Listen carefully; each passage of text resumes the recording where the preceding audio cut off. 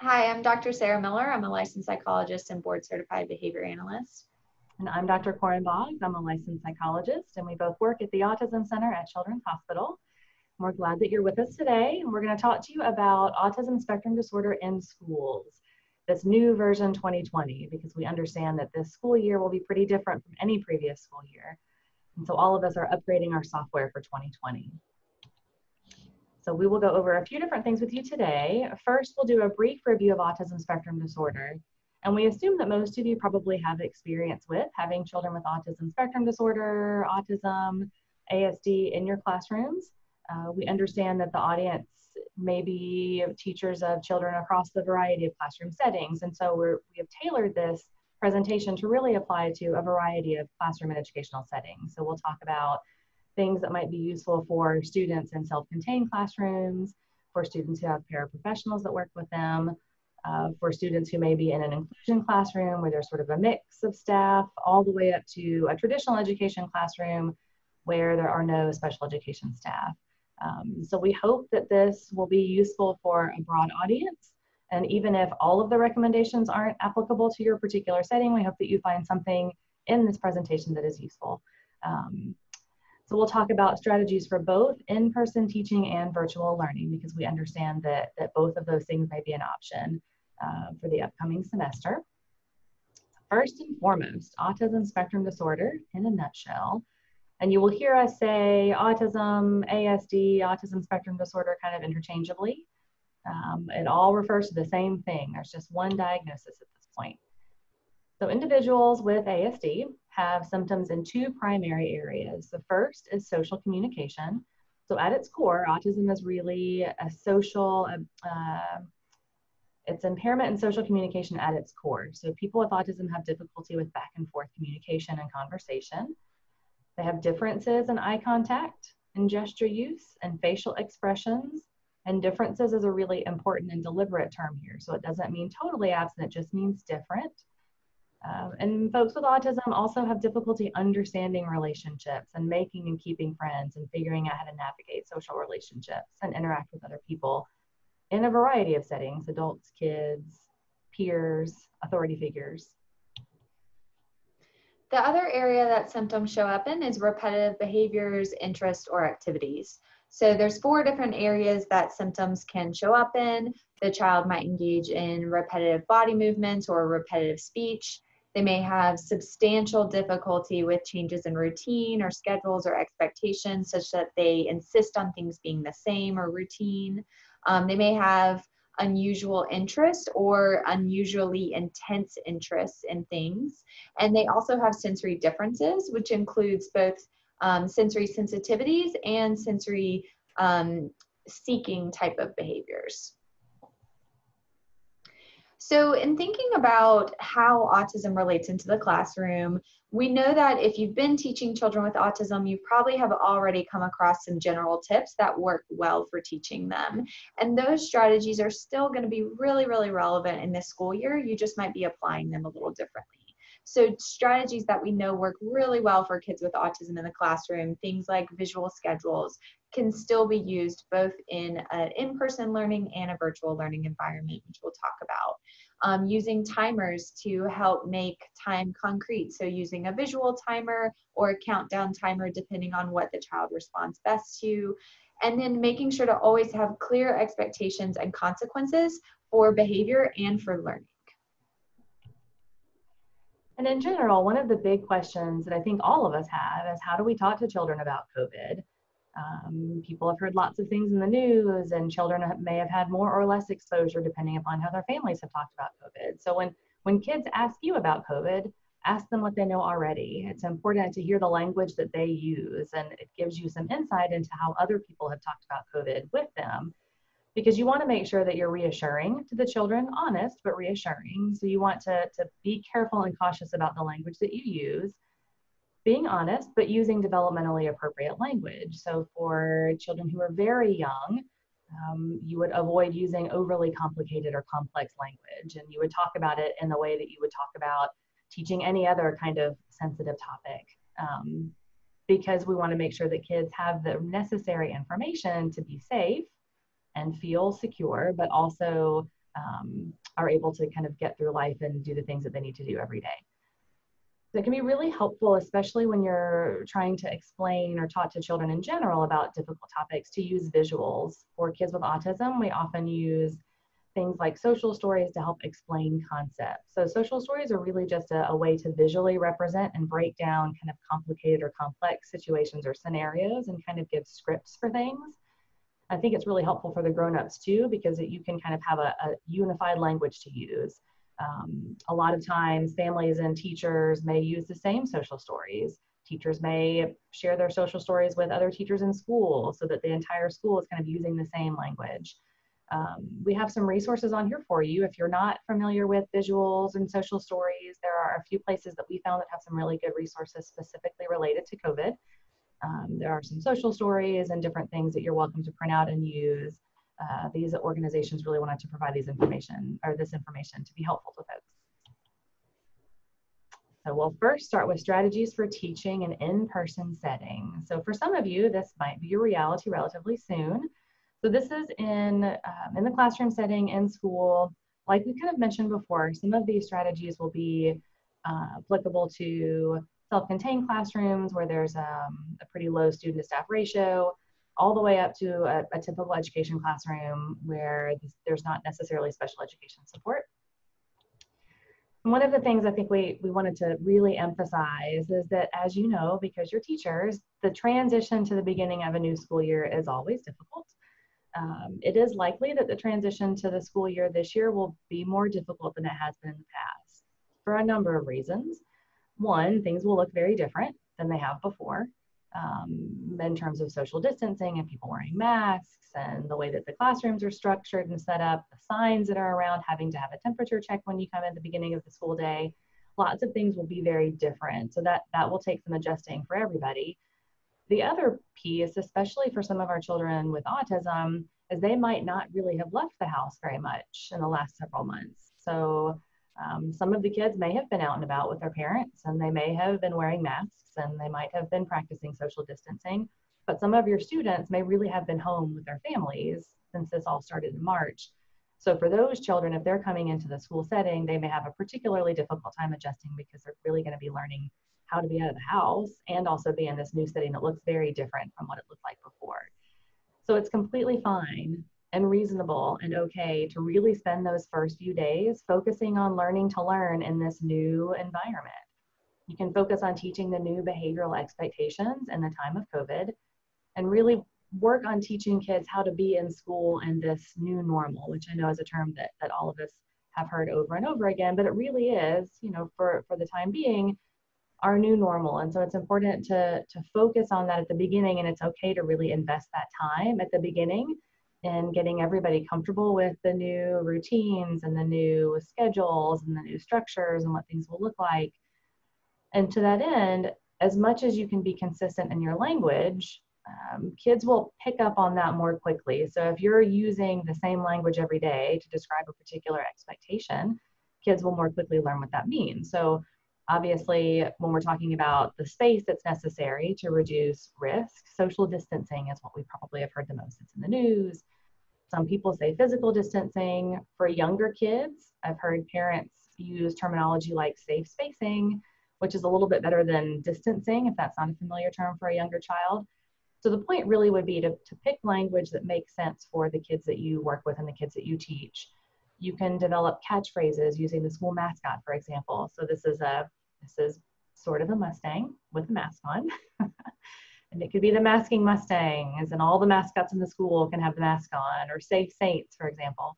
And again, the idea would be really to tailor that to the developmental level of the children that you're teaching. And the terminology that you use will be different for kindergartners versus high schoolers, for kids who have limited language versus kids who have a pretty extensive vocabulary. So we have a couple of suggestions for teaching kind of the two big things that are a part of being out in public, or really in any setting at this point: teaching social distancing and teaching mask wearing. So first we'll talk about teaching social distancing. And as with any skill or trying to teach any concept that's a little bit abstract, it's really important to try and make this as clear as possible. Make the expectations visual and clear. So this is an example of a classroom where there is tape on the floor to represent how much space is 6 feet, for example. So you can use tape on the floor to mark off student areas. I know some schools will be using kind of the plexiglass dividers, and those will be physical barriers that kind of represent this is your space and this is how far that you need to stay away from your classmates. You can also kind of use fun props to help show how far 6 feet is. I would recommend using things that are soft, like pool noodles, for example. If you can find pool noodles that are about 6 feet long, you can kind of have the kids stand and kind of see how far that is to help them understand what that safe distance means, what social distancing means, if that's the term that you'll use. And you can practice social distancing in fun ways. So you can make it a game with prizes. Obviously, you don't really want to role play the wrong way to do it with another person just because you want to model safe behavior. But you could role play using dolls or action figures, or you can have a cutout or kind of get creative or have a poster of somebody on the wall and you can pretend, you can model getting within 6 feet and open exactly 6 feet or at least 6 feet to kind of help kids visualize and be engaged. So it's important, as you know, as teachers, to make sure that the kids are really engaged with what you're teaching or they're not really going to be paying attention or learning. So the more fun you can make it, the more likely they are to get it. You can have the students identify the positioning and whether folks are too close or just right. And in terms of teaching mask wearing, again, the idea would be to make the expectations visual and clear. I like using superheroes with masks on, like this picture of Spider-Man. You can have the mascot at school wear a mask. Obviously, all of the adults will be wearing masks appropriately to model that for children. You can have posters in the classroom. I think it's important also to be really clear about what it means to wear a mask the right way. So that means it covers your nose, it covers your mouth, it covers your chin. So then when you're kind of playing the games later to practice mask wearing, they know what to look for. So if you have a stuffed animal for younger children, for example, and the mask is below their nose and they know to look for, oh, the mask is below their nose, that's thumbs down, for example. So again, practice mask wearing in fun ways like you would teach social distancing. You can make it a game with prizes and role play safely. I kind of mentioned the thumbs up or thumbs down. It's a game we sometimes use with younger kids. We'll say, you know, thumbs up if they're doing it the right way, thumbs down if they're doing it the wrong way, and kind of gets kids engaged and interested. So the idea would be to really tailor that to your classroom or the students that you're working with, but really think about how you can normalize mask wearing and make it not as scary and not something that's kind of super unusual or anxiety provoking. So you can have familiar characters and things wearing masks, and ultimately you modeling appropriate mask wearing will be helpful as well. In terms of building and maintaining these new safe behaviors, because these are things that are really new that have not really been a part of school before. You know, we got out of school pretty quickly in March when things sort of changed, and so this is learning a new set of behaviors in a sort of familiar setting. So some ways to teach and maintain new behaviors in general can apply to new safe behaviors as well. So one of the most effective strategies for teaching new stuff is to catch kids being good. So catch them doing the right thing. Catch them doing the thing that you're trying to teach them to do. And one trick that can be really helpful is to set a timer for yourself at random intervals where the kids won't necessarily see it. It can be 2 minutes and 5 minutes and 12 minutes and then 7 minutes and then 10 minutes, so that it's not really, they don't know exactly when it's going to happen, but when the timer goes off, whoever's doing the thing, whether it's wearing their mask appropriately or distancing appropriately, they get a reward. For younger kids, it can be stickers or stars. For older kids, it can be points, it can be tokens. The idea would be to have some kind of small reward every time you catch them being good that they could trade in for something even bigger and meaningful. So maybe at the beginning, or for younger kids, they're earning a trip to the COVID prize box or the prize box twice a day. So maybe for the morning and for the afternoon. For the older kids, at the beginning, it may be at the end of every day, and then it may space it out. There's no harm really at the beginning in setting kids up for success. So it's okay to really reward when they're doing the right thing. It's really an investment in the long term. So the more time you spend really building that stuff up at the beginning, the more likely kids are to continue to do it. And you'll be able to get to the academic instruction that you really need to get to.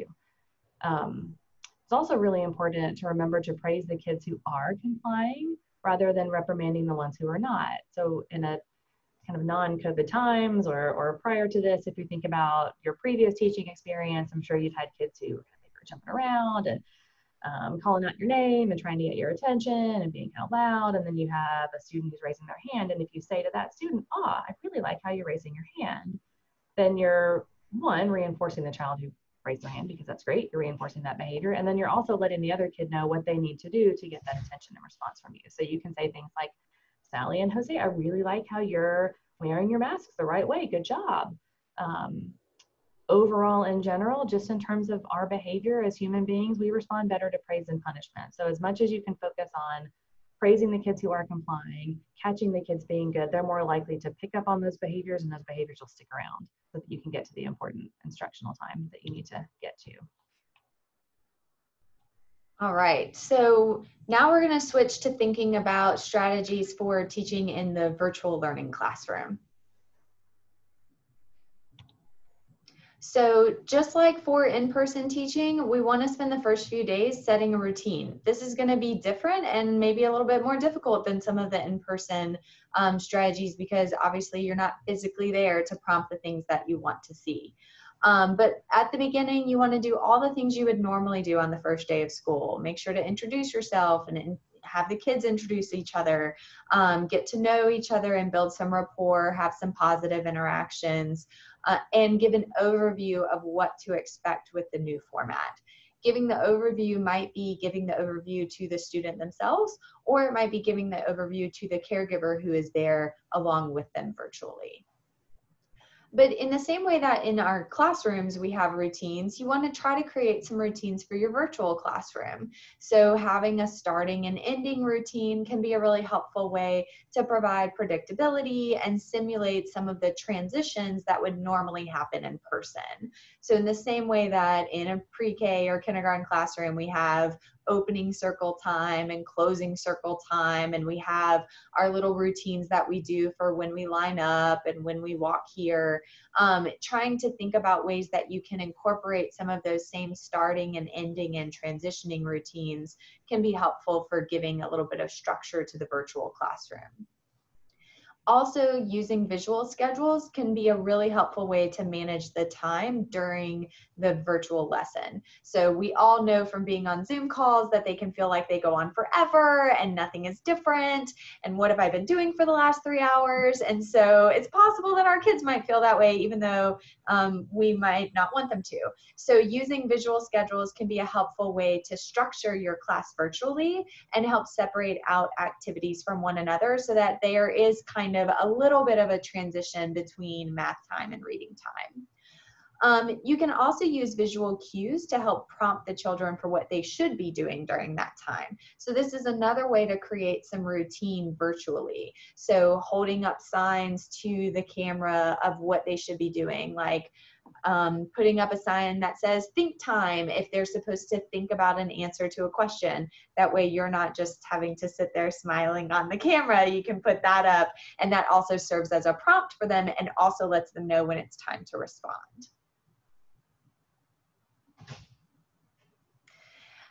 Just like what we talked about for rewarding the behaviors you want to see in person, we also want to reward things virtually. So it's not impossible to do a reward system virtually. You can deliver points virtually by sharing your screen and tallying points up there where they can see them. You could use an online point card system where they gain points or tokens.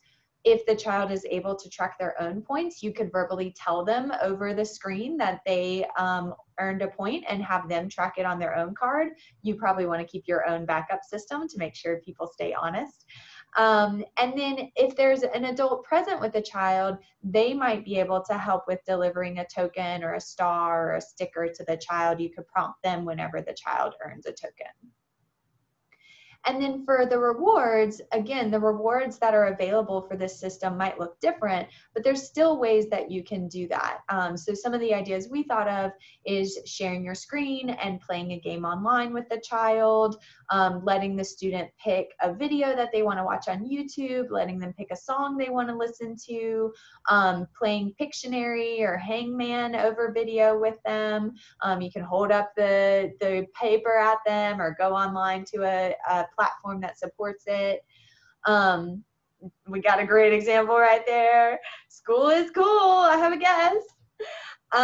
And you can also let the child pick pictures that they might want to look at online. So maybe you Google their favorite animals and click through pictures of them, or cars, or I had a student who liked to work for vacuum cleaners. So we would do some work and then they would get to watch a video of a vacuum cleaner being run. And so whatever it is that's going to motivate the child to earn those points, that's what you want to use. If there is a caregiver present with the child virtually, you can use them to help deliver some physical rewards like tickles or high fives or snacks, other things that you're not able to deliver virtually. And then just like we talked about for teaching those new safe behaviors, we also want to teach our virtual learning behaviors using that reward system. So again, at the very beginning, you want to invest some time in identifying and teaching the behaviors that are going to support the child in learning virtually. So if you do have access to video of the child where you can see them, you might target behaviors like eyes are watching, ears are listening, mouth is quiet, body is still. So supporting behaviors that are going to help the child with focusing in. And maybe at the beginning, you just do fun things while looking for and rewarding these behaviors of eyes are watching and ears are listening. So, you know, we're watching a video of Paw Patrol. We're talking about Paw Patrol. Oh, I love how those eyes are watching the screen. You get a point. And then delivering those backup rewards for them. Again, investing some time on the front end to provide some structure and some type of instructional control over video is going to help you in the long run. And then as much as possible, working to have some interactive responding at the child's learning level. So you could have the child hold up a finger for their answer. You could have them write an answer on a piece of paper and hold it up to the screen. You could have them type it into the chat if there's a chat box. You could have the child label pictures, and always keep in mind that the same choral responding and call and response type of strategies that you used before are also an option if your children, if your students have a microphone. And then including caregivers can be a really key component if they are available. So we understand that this may not always be an option for every student, but if they are able, and if the student seems to need the support of another adult on their end of the virtual lesson, it can be really helpful to coach caregivers on strategies for things like setting up a consistent and quiet virtual learning space for their child. So making sure that they have a desk, that they have a corner, that they have a specific chair that they sit in, whatever it is. It doesn't have to be fancy, just something that is consistent and hopefully quiet. Or at least relatively quiet to the degree that's possible. In the same way that we all need to have a workspace, the student needs to have a workspace too. You might have to help troubleshoot some of that for how to create that space in the home. Helping your caregivers with setting a timer to transition their student to be ready for school and to establish a routine for how they get their child ready for school can help the child, again, transition into that online learning environment. This includes making sure that the student has what they need before they start learning. So making sure they've gone to the bathroom before it's time to log on for their virtual lesson, that they have their pencil and paper and books.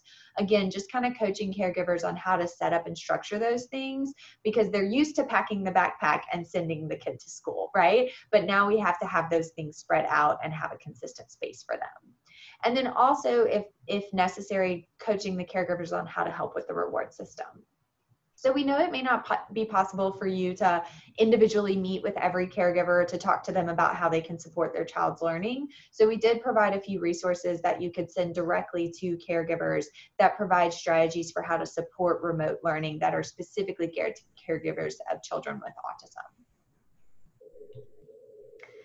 So those are some of our initial strategies that we had for you guys. Thank you so much for your time. We hope it's been helpful to you. If you would like more information about our services that we offer here, you're welcome to visit our website for the Autism Center at Children's Hospital. And we really hope that as you guys are continuing with the school year, reach out to us with questions. We'd be happy to make other videos that may be supportive or answer questions that come up. Thank you so much for all the work that you're doing and your continual flexibility. We appreciate it. Thank you so much.